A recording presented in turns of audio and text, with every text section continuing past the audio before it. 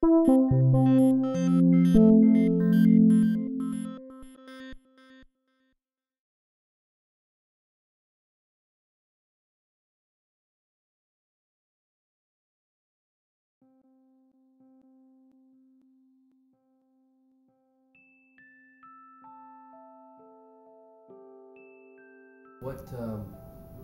type of experiences did they have they shared with you?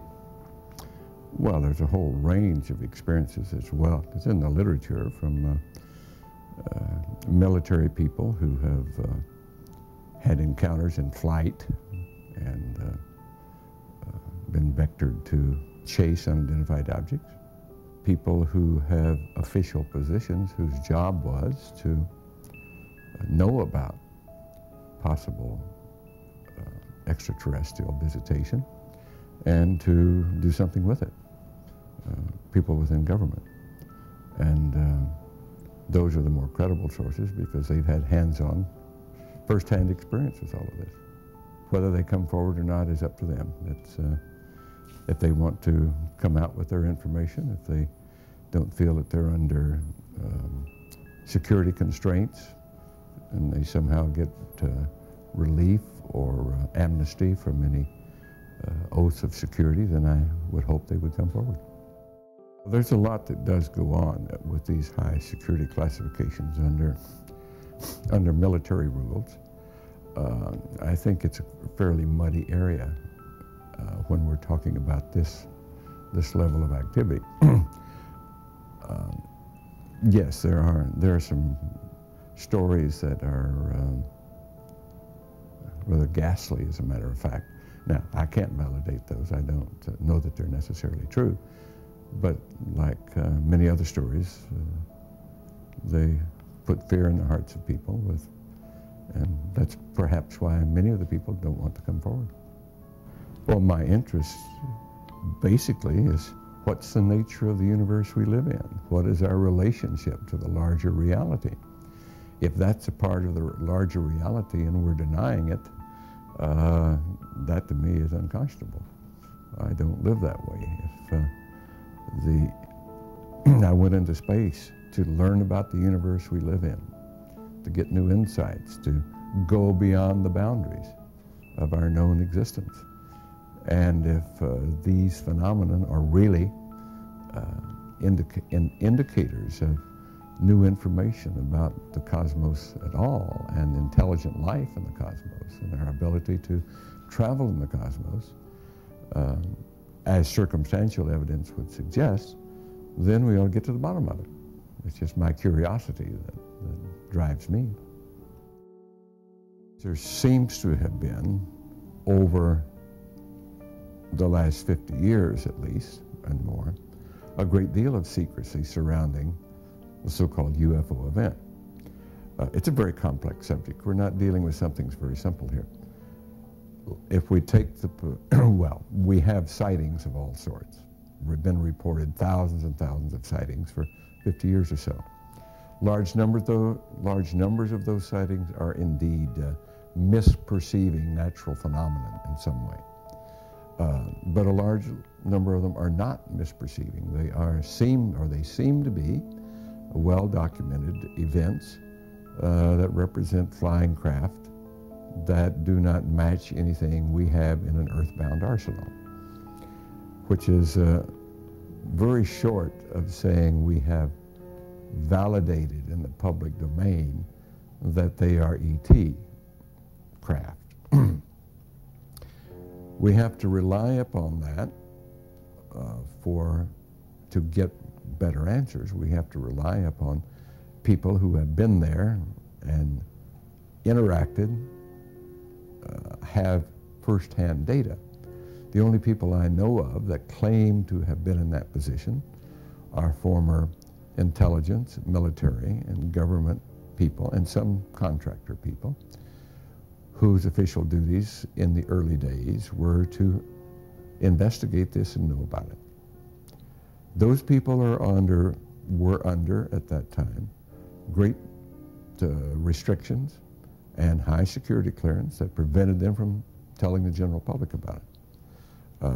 It would appear that period has long passed, but they're still under security restriction, or at least believe they are. There have been ET visitation, there have been crashed craft, there have been material and bodies recovered, and there is some group of people somewhere that may or may not be associated with government at this point, but certainly were at one time, that have this knowledge and have been attempting to conceal this knowledge or not permit it to be widely disseminated.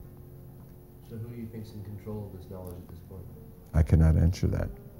I cannot answer who are these people, but there's a lot of evidence that points to what I call a clandestine group, people who have some quasi-affiliation with government and use certain government facilities, but operate in a rather very stealth and secret way that is not generally under high-level governmental control as far as we can tell. Yes, there has been ET visitation and may continue to be. There has been craft that have been recovered. There has been a certain amount of reverse engineering that has allowed some of these craft or some components to be duplicated, and that there are humanoids from our planet, Earthlings, who are utilizing some of this equipment in certain ways, and that perhaps a large part of the activity that's classified as UFO activity, abductions and a whole host of this type of activity, may very well not be due to ET activity at all. I would suspect if any is due to ET activity, it's a rather small part, and that a larger portion is due to humanoid type activity, Earthling type activity, in a very clandestine fashion. Sort of instill a fear of... Well, I will stop short of attaching motivation to this. I don't know the motivation. But if it's normal human motivation, it has to do with power and control and greed and money and so forth. Those type of craft, humongous, very, very large craft, the size, so-called, or reportedly, the size of many football fields, that would be very hard to manufacture, conceal, and operate from an Earth base. It would seem, if that account is true at all, it probably would have to be something beyond this realm. I think it's long past time to open this up to the public because they don't know what to do about it anyhow. I do not see anything that suggests really malevolent intent on the part of, if there are ETs at all, and I have to place the caveat, if there are ETs at all, I don't see anything that represents hostile intent. We see things that, like abductions, for example, that many would claim are hostile. To the extent that that may be true, I would more likely attribute it to some other cause. There is evidence, there is a mountain of evidence, if you will, that essentially amounts to smoking gun evidence that has not been and seemingly cannot be brought forward at this point, at least not by the powers of government or not by anything I know about. But it seems to exist. There is disinformation. The question of has it been kept secret or how could it be kept secret? It hasn't been kept secret. It's been there all along, but it has been the subject of disinformation in order to deflect attention and to create confusion so that the truth doesn't come out. Disinformation is simply another method of stonewalling, and that's been used consistently for the last 50 years or so. Weather balloons over Roswell as opposed to a crashed craft of some sort. That's disinformation. We've seen that for 50 years, and it's the best way to hide something. It shouldn't be any more of an effect that ETs have come here than that we have gone to the moon. Okay, it's just a part of the way things are. And we have to understand it and put it in context of the story of ourselves, our knowledge base of cosmology, the nature of our existence, who are we, how does the world work? And of course that knowledge does change our understanding of how the world, or the universe at large, works. Because until the current period, or until the last 30 years, it was conventional wisdom, both in science and theology. We're alone in the universe, the single repository of life anywhere in the known universe. Well, no one believes that anymore. That changes our concept of who we are and how we fit. And it's becoming very clear that the way we have conducted ourselves as stewards of life on planet Earth is wanting. We haven't been good stewards.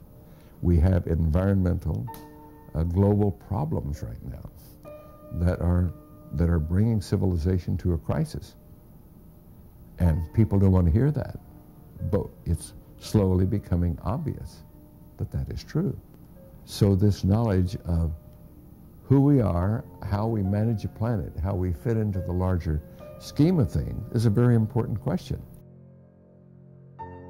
Dr. Greer did indeed mount an initiative and did go to Washington, did speak with high-level government people, did present some of the witnesses that we've talked about there to give briefings, and has asked for congressional hearings on these matters. I attended and helped him with that, and I believe that's a very important effort, that we get congressional oversight of all of this. But so far that hasn't happened. We briefed certain members of Congress, some of their staff, some of the people from the White House. We talked with people in the Pentagon, and in general it was well received, and some were quite amazed at what they heard, but so far it hasn't resulted in any great activity. Did this come to news? Was this news to a lot of their ears? To some people, yes, yes. Others, not really so much.